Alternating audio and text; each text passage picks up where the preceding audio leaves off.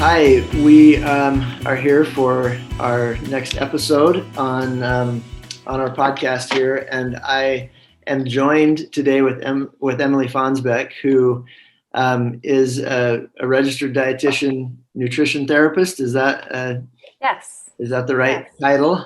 Yes. And Emily is amazing, as you will see over the next several minutes here. I've known Emily for several years now, and had the opportunity to work with her a little bit, and think that she is really a genius, amazing when it comes to nutrition. And so when I was thinking about this podcast, she immediately came to mind and was gracious enough to agree to join us. So anything else that you want to add, like on your your experience or expertise or anything like that? Sure. Yeah. Well, first, thanks for having me. It's fun to be here and connect again, especially on this fun topic of nutrition and mental health. And yeah, I am a registered dietitian, specifically in private practice, and work primarily with disordered eating and eating disorders, which clearly are mental illnesses. And so I have lots to say about this topic, about how I think they have a huge role and they affect each other. But that's my specialty. That's what I specifically work in, and I'm happy to be here. Cool. So, this month we're focusing on neurology, and specifically these couple of weeks on neurotransmitters. And the research shows that there are three things that our brains need in order to be able to produce neurotransmitters. We need moderate exercise and healthy nutrition and adequate sleep. And last week we talked about exercise, and I think nutrition is one that can feel really daunting for people. And there's so many different opinions and so much noise out there about what healthy nutrition looks like. Most of the stuff that I normally talk about is the importance of eating real food. And there's ample research in the mental health field that shows that our brains know what to do with real food. And there's some interesting studies that look at pretty extreme diets, but I read a study a few years back that looked at three different populations. One was a population in Iceland that ate almost exclusively some form of whale blubber. And another one was a population in Africa that consumed almost everything was some sort of bug or insect kind of thing. And then the third population, I can't remember what it was, but again, a really lopsided diet, but all three were pretty healthy, which is kind of interesting. But one of the things that the study was asserting was that all of those things, even though they're kind of extreme, are they're food, and our brains tend to know what to do with food, and they don't know what to do with a lot of the stuff that we put in our bodies. Mm-hmm. Mm-hmm. Thoughts on that? Yeah, I think it's an interesting way of thinking about it, especially because I actually think a lot of times what people equate healthy eating to be is restrictive eating. And I think what's not talked about enough is how important adequate nutrition is to the just overall function of our bodies and our brains. And so it's hard to push back against that cultural narrative of healthy eating equaling restrictive eating, or the things I cut out.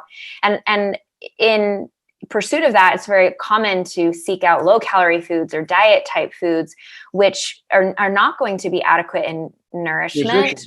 In nutrition, exactly. Energy, nutrition, satisfaction, just overall enjoyment and interactions with food that are health promoting in and of themselves, because it's a peaceful and enjoyable experience, rather than it's like manipulative comes to my mind, or punishing. Fearful, punishing. Yes, exactly. And so I would love to just frame healthy eating for listeners in that way, that we have to think about healthy eating as adequate in amounts and also adequate in variety. One of the best ways we meet our nutritional needs is eating a wide variety of foods. Now, obviously, in certain cases, like you just outlined, there are opportunities to get what you need in, some weird ways. Yeah, like in these different countries and whatnot. Where we have ubiquitous access to food, I mean, obviously that can be a double-edged sword, but we also have access to a wide variety of foods. One of the things, you may remember, Denim, a few years ago, we were working on, kind of identifying what exact, foods would help with creating these different neurotransmitters. Yeah. And I would say that the biggest take-home message from that project was variety. If you could go into a meal or snack and choose a few food groups, you would be more likely to meet the nutritional needs that are required for building those neurotransmitters. And I think that is a really essential take-home message when it comes to nutrition, that when you start to get into diets and you start to think about healthy eating equaling restrictive eating, you're actually putting yourself at risk at not getting adequate nutrition. And so this approach of, eating food, just food and real food in adequate amounts and adequate variety, really being, I think, the simple message that we need to be taking. When you're right, there is a lot of noise, there's a lot of miscommunication, misconceptions about nutrition, but let's get back to basics in terms of what healthy eating actually is. That's really good. So what are some examples of making sure that you're getting different food groups in a meal? Yeah, great example. And actually, I'll just kind of walk through what I would call a flexible structure with food. And I'll offer this just because I think it's very easy for people to feel very confused about food and vacillate between extremes in eating, where they're very restrictive and very on some sort of plan, and then very off and not really paying attention to it much at all. And swinging between those extremes is not going to be helpful physically or mentally. And so I don't think we can ignore the fact that a certain amount of structure with food is helpful. I do think that can be incredibly helpful. I'm sure from a mental health perspective, structure in general can be really helpful, but in a way that can be flexible and adaptable, so it doesn't lead to rigid type of behaviors or thinking. And so, or unsustainable. Yeah. Right? Yeah, exactly. Creating something that's sustainable, but also that, when you wake up in the morning, you have a certain amount of a game plan of what food's going to look like. Because I think especially for people who struggle with food, waking up in the morning and have no idea how food's going to go that day and just kind of like flying by the seat of their pants, it doesn't really lead anywhere good. No, it doesn't. It really doesn't for me when I do that. Yeah. So having a certain amount of what I would call a flexible structure with food can be really helpful. And I was reminded of this as you talked about different food groups, because that's essentially what we're emphasizing in a flexible structure. So in a flexible structure, and how I would communicate that would be, meals ideally would have 3 to 5 food groups, and snacks would have 2 to 3 food groups. So you're thinking about breakfast, for example. As you head into breakfast, identify 3 to 5 different food groups that you could add together to create a well-rounded, balanced meal.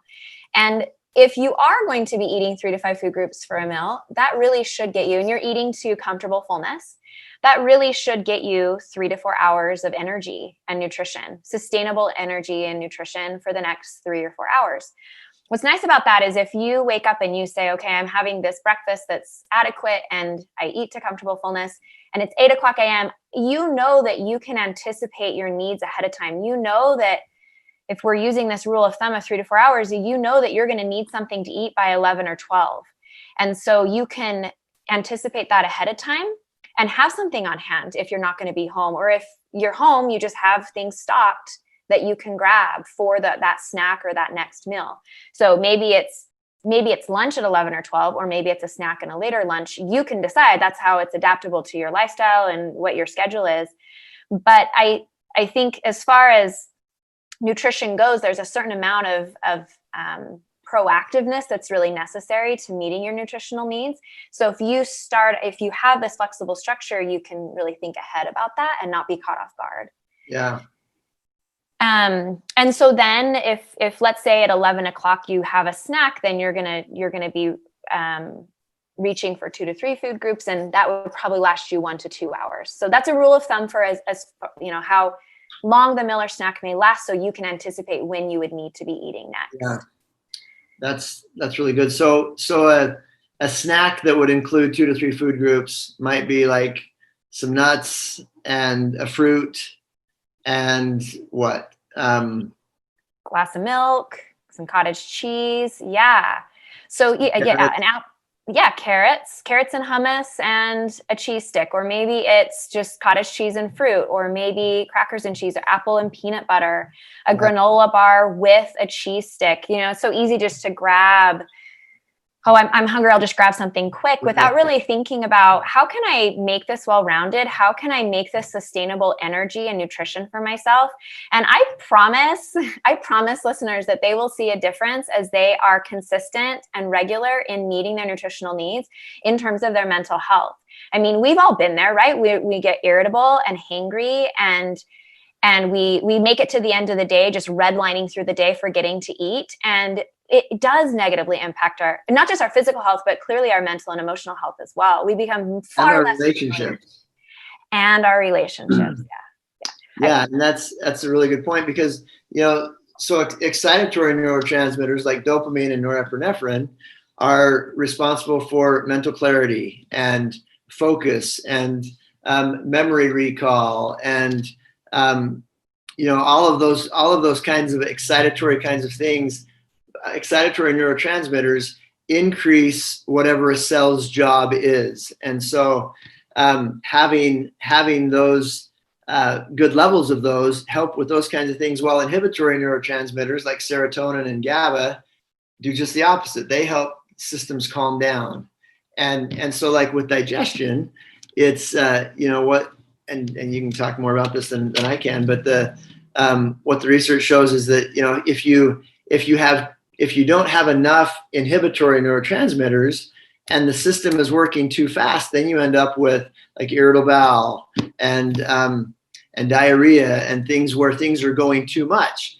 And if you don't have enough excitatory neurotransmitters, and things are moving too slowly, then you end up with constipation and things that where the system isn't working well. And so by giving good variety, you're going to be feeding your brain with things that will boost both inhibitory and excitatory neurotransmitters, so that you can have a good balance of both of those.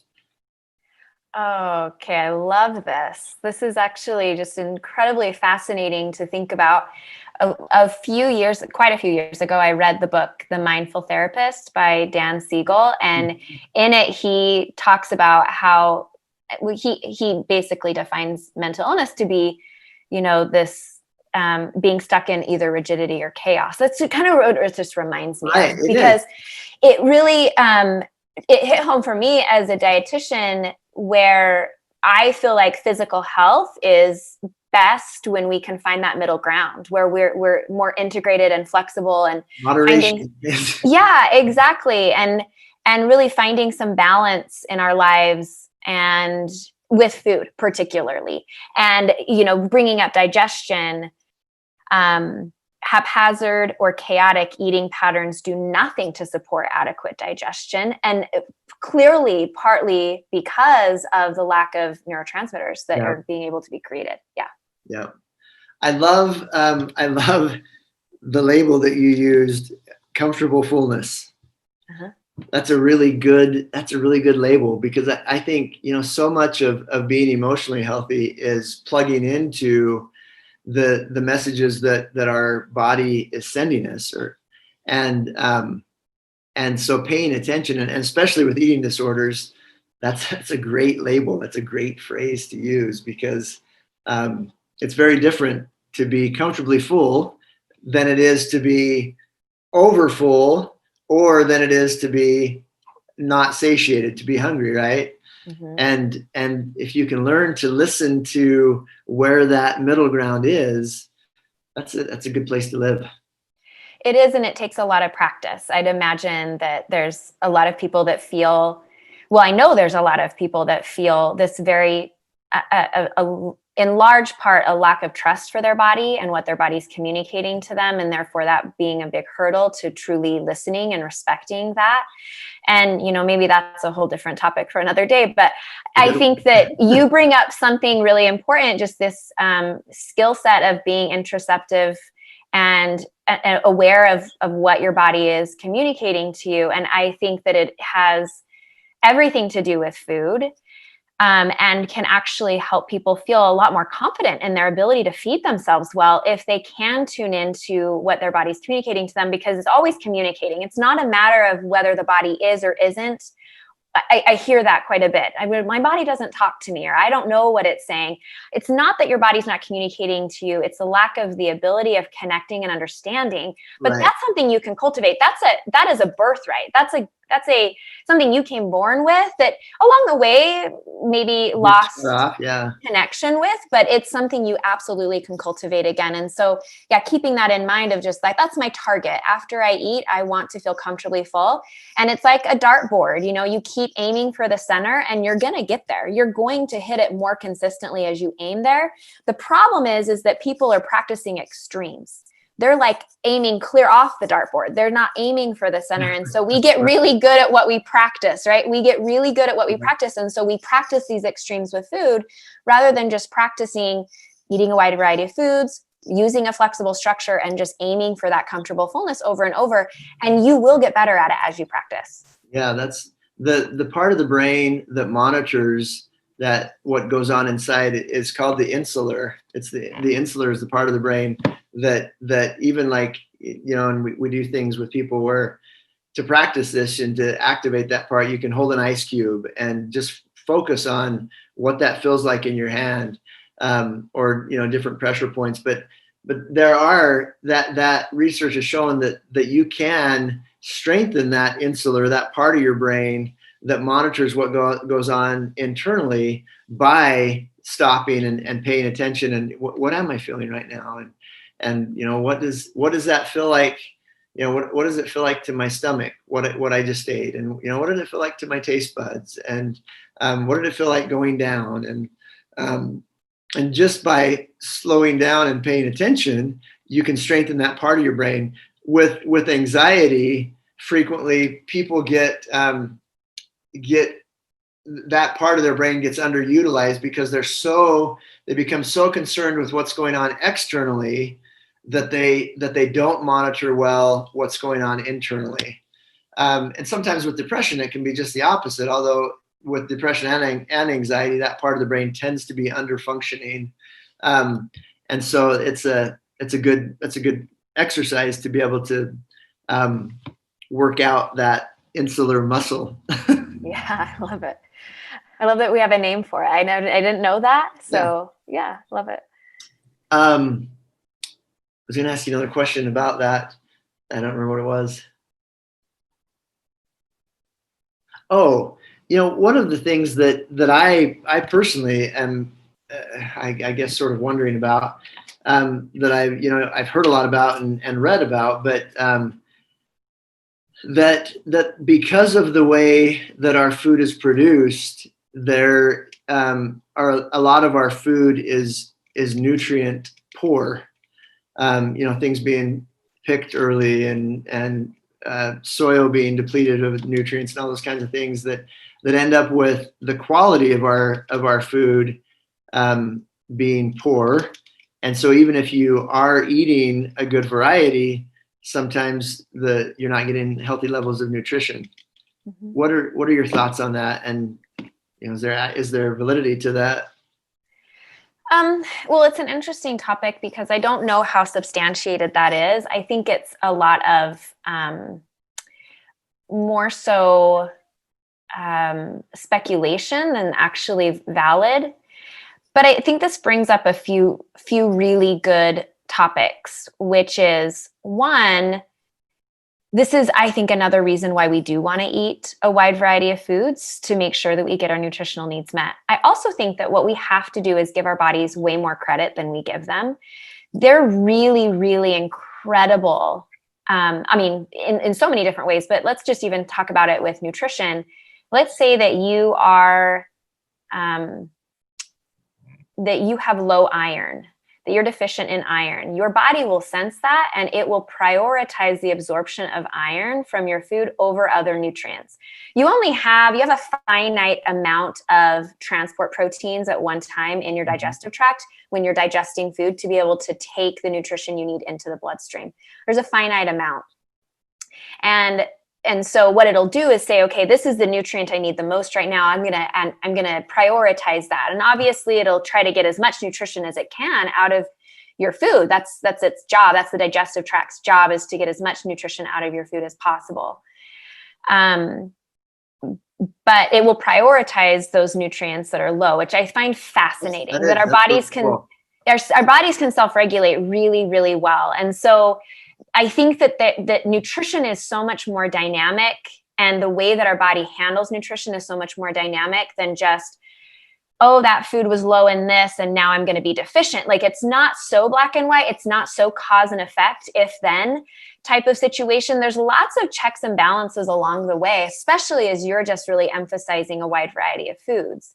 Yeah. I think that the issue becomes, who I hear saying that food is depleted in nutrition is usually supplement companies that want to sell you a supplement. And right. So it's depleted, so then you need to buy our product. Yeah, exactly. And kind of like putting this fear in you that you're not getting what you need from foods, and so to buy the supplement. Now, I'm not necessarily against supplements. I wouldn't say I'm supplement happy. I think they have their place. But I think the problem is that supplements, when we take supplements, we assume that because we're taking mega doses of this nutrient that we're going to absorb it. But like I just said, your body is only designed to break down a certain amount of food at one time. Like, we are physiologically designed to need food regularly throughout the day. There is not a way to eat one meal and get everything you need. Have it be done, yeah. Yeah, there's not a way to take one pill and get everything you need, because we just don't work like that. Physiologically, it just doesn't work that way. And so I think you have to be really careful about putting too much stock in this miracle food or this miracle supplement, or if I just eat this way, then it'll work. It really comes back to what you're doing most consistently that will ensure that you get your nutritional needs met.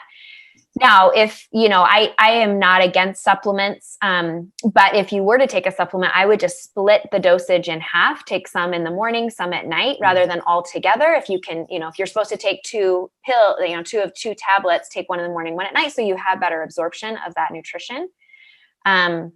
So again, they have their place, and I'm not against them, but we just have to remember that there's no magic bullet with nutrition. And you got to be careful with Google, and you've got to be careful where you're getting your information from. Right. Because as much as we want to I think it's often done out of a desire to just like figure it out. Right. We so want A plus B equals C. Yes. And it's just not quite so simplistic, unfortunately. Hardly anything in our systems is. Yeah. That's a really good point. So another interesting point there, when it comes, so you can really positively affect a lot of emotional difficulties through nutrition and supplements.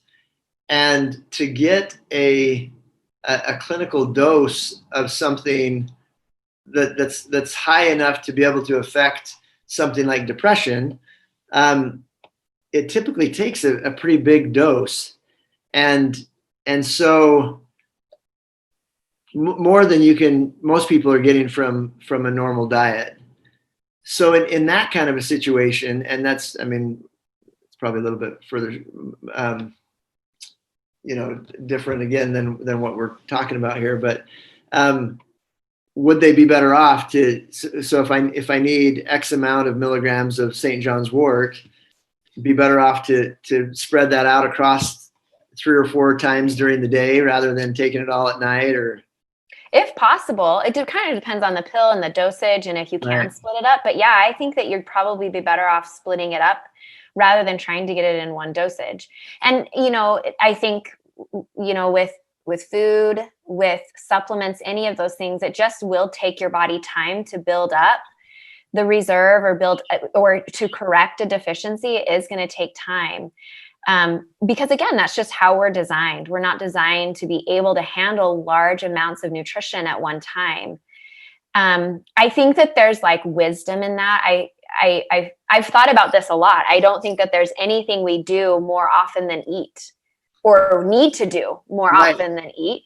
And I feel like there's wisdom in that. I feel like food is a teacher in a way of, I need to take care of myself. I need to be able to take a pause from life and make sure I can refuel, so then I can go back and be resilient to what's happening. And it's frustrating. It's inconvenient a lot of the times to get hungry and need to eat for some people, but it's a necessity. We can't ignore the reality of the fact that you can't just do this in the morning and then be fine the rest of the day. No. You're working against your natural physiology. Yeah, that's a really good point. And the first module in our Healthy and Happy program is resource management, and making sure that we have enough resources, whether you're talking about individually or relationally, to be able to do the things that we do, because everything we do requires energy. And if you don't, you can't give what you don't have. And but I normally don't think about food as that kind of a resource. I talk a lot about, I have a reservoir. I don't know if you've ever heard me talk about it or not, but a reservoir analogy where, we need to fill up our personal reservoir and then fill up our relationship reservoirs. And I talk about sleep, I talk about exercise, I talk about, listening to good music and reading good books and having fun and all those kinds of things. But I don't typically conceptualize an enjoyable meal as a nice filler. Yeah. That's a good way to, because it's absolutely true. I mean, I think about that in I plan my day, because I'm at the office all day. And so I plan my day of how to get in my food during the day, but I don't think about it in the same terms of, it's sort of like a necessary evil sometimes. Yeah. And that's not a very good relationship for me to have cognitively with food. Well, I use the term very often, nutrition hygiene, because we don't necessarily question the need to brush our teeth or to take a shower or, sleep hygiene, for example. We're not really questioning the need for that. But for some reason, I think that food has become what's the word I'm looking for? Just optional. It's become optional. I don't have time for that, so I'm going to skip that. Right. And it's really, you can't do that without it affecting you physically and mentally and emotionally. And so nutrition hygiene, that flexible structure being just a really great example of what nutrition hygiene would look like, to make sure that you're staying on top of your need for food and fuel and nutrition, rather than letting it be optional. Because too many days can go by where too many meals and snacks have been skipped, and it will catch up with you. Absolutely. And that's definitely true when it comes to neurotransmitters, because our people forget that our brains are organs, they can't function without fuel, and they can't create something from nothing. And if we're not giving our brains the building blocks that they need, and oftentimes when I'm working with people, there's a point where they will have a sort of a paradigm shift. And because it goes from like, oh yeah, I really ought to be, eating better, or I really ought to be sleeping better. I really need to do that sometime. I need to exercise sometime. And the reality is that those things they're not optional if you want your brain to work well. Yeah. Because you cannot, this is one area where the law of the harvest and cause and effect is so apparent, because our brains can't create something from nothing. And so if you want the results that you get from having good levels of neurotransmitters, you have to plant the crops that produce that. Yeah, exactly. That's That's a really important piece. It's the long view. You're taking the long view there rather than like, I don't have time. I'm not going to do that right now. And of course, life happens. Sometimes that we get thrown off a bit, but the consistency in what you're doing is going to matter in the long term. Yes. Well, and I think you bring up a really good point, which is patience. And you got to remember when you're talking about these things, you're talking about changing the chemistry in your brain. And that doesn't happen in 3 days. It takes, in fact, about 6 weeks ago, I was feeling like I was low, and this, may sound like a weird way to think, but I was feeling like I was low on excitatory neurotransmitters. I wasn't being able to recall things that I can normally recall. I was pretty fatigued. And I felt like I wasn't getting enough. I didn't have enough excitatory neurotransmitters. And so I decided to change my exercise regimen, and I plugged in, there are certain exercise routines that have been shown to produce dopamine, and certain exercise routines that have been shown to produce serotonin. And so most everything I was doing was more endurance related and really good to produce serotonin, but I wasn't doing any of the kinds of exercises that produce dopamine. So I changed that, and I plugged in 3 specific classes a week, Monday, Wednesday, and Friday. And it took about a month before I noticed any difference. But in the past couple of weeks, I've noticed that I have healthier levels of excitatory neurotransmitters. My brain's working well. Well, it may not be evidence right now, but my brain's working better than it was, and I have more energy than I did. But it takes time, especially when you're doing natural remedies. It takes time to be able to experience the benefit of that. And I think a lot of times we don't recognize that, because really, you do something for a month, and then it's the next month that you see the benefit of that. Mm-hmm. And if you do it for a month and you're like, this isn't working, and so then you stop doing those things and you feel better, and then you think, well, it wasn't because of what I was doing. But then the following month you get the effect of being unhealthy that month, and there's this delayed effect a lot of times that people don't take into account, I think. Yes. That's fascinating and totally a good example of the consistency necessary to and I like that you use like natural remedies, right? If we're looking at lifestyle factors, they're not quick fixes. And I think that's often why people want to turn nutrition into a quick fix. The really right. quick, the really drastic results I can get very quickly that are unsustainable and that really aren't going to build healthy habits. I probably get, I don't know how many emails a day about, lose 10 pounds and whatever, or do, exactly right. And, yep. and it's all about immediate gratification and hits. What do portion sizes matter? Like, what are some good guidelines?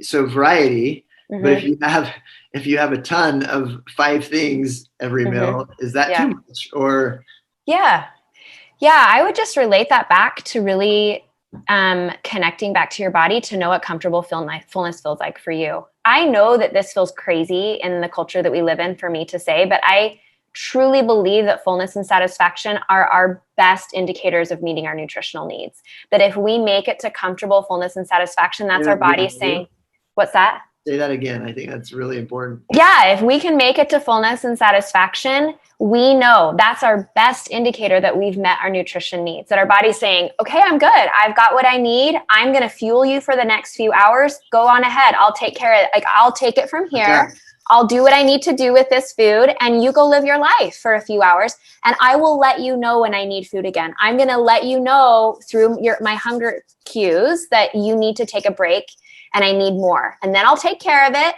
And it's just this perpetual cycle, right, that we engage in every day.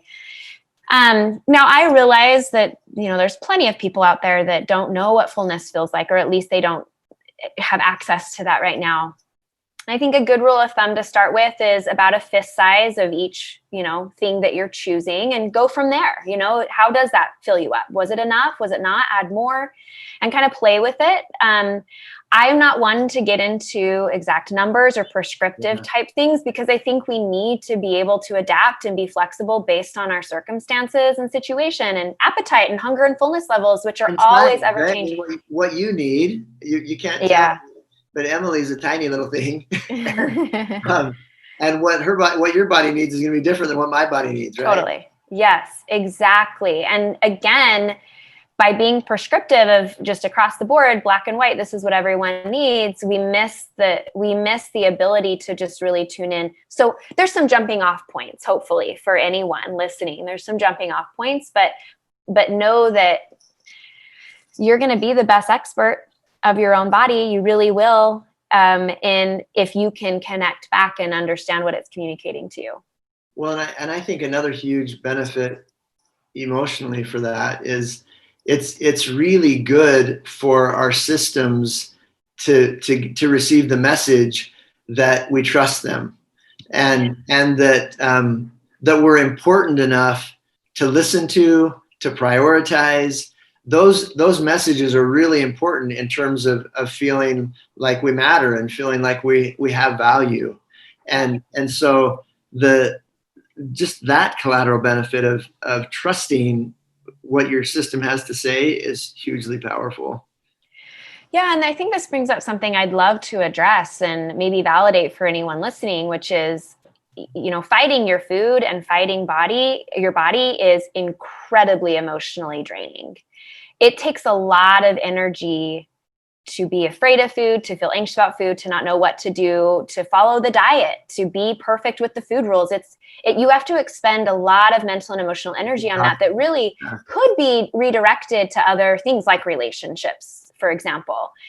And we do know that dieters report higher anxiety scores and more depressive symptoms. It's not just happening to you. And so I think it turns into this very vicious cycle where you tell yourself you can't trust yourself with food, and therefore you become the self-fulfilling prophecy and you have really negative experiences with food. And so therefore you look for even a different diet or a more restrictive one, and you jump from thing to thing rather than really just putting that energy into trust and respect and self-care, because it takes a lot of energy either way, but you're going to get more out of the energy you put into trusting and respecting and taking care of yourself. You're going to feel more resilient to all of these other things.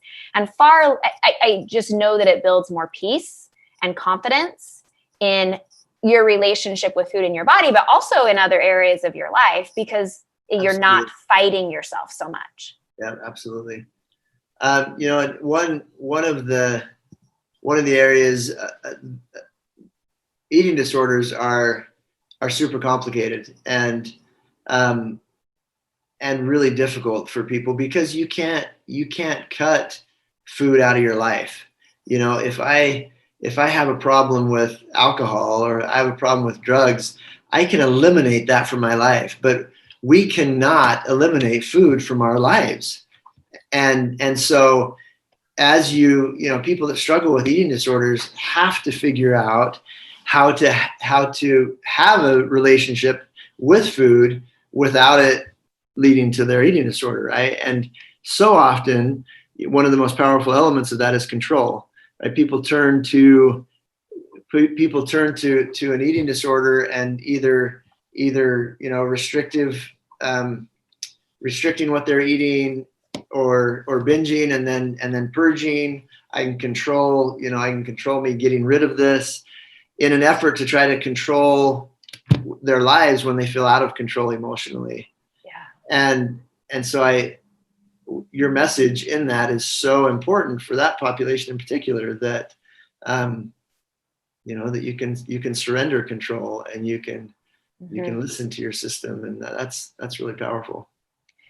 Yeah, eating disorders are functional in that way. We don't just use them for no reason, right? They're incredibly functional. But I think a really good contrast to control is in charge. And I think it's a completely different dynamic that you have with food in your body, to feel in charge versus in control. And something that I think all of us can really benefit from, disordered eating or not, to just think about, living a little bit more purposely with food and more intentionally and more proactively, and making sure we get our nutrition needs met. That's very different than control. Very different. It is very different. Yeah, that's really good. Other thoughts? We've probably gone about as long as people want to hear us, but but I never know how long to go. I tend to, I could talk about these things all day long. But, yeah, I hear you. But I think that this message is so important and imperative to understand that you've got to get your relationship with food and the way that we use food is absolutely going to affect every aspect of our system. So much of our relating with each other is around food, and so much of our relating with ourselves is around food. Not to mention the neurochemistry with the neurotransmitters and all that kind of stuff. But this is an area of life that if you're not running this well, then it's absolutely going to have negative effects. And I think, one of the messages that I would love people to hear is that it's absolutely doable. Yeah. I think so many people feel really hopeless around this topic. And I think, again, everybody has an agenda, whether whoever that might be. And we're bombarded. This is one area where we're bombarded with messages constantly, and it can be really difficult for people, and people that struggle in this area can really feel hopeless. And I just, it's not. There's a ton that can be done, and if you incorporate the things that we've talked about, that Emily shared, it absolutely will make a difference in your mental, emotional, and physical life. Mm-hmm. I love that. I love that take home message. Like, that is the best way to sum that up. Of, it is hard, but it's not impossible, and it's totally doable. Maybe just looking at getting back to basics a little bit more and trusting yourself a little bit more to know how to do this, rather than always looking outside of yourself for answers. Right? Yes. Yeah. Well, thank you so much. Yeah. I really appreciate your time. It's good to visit with you.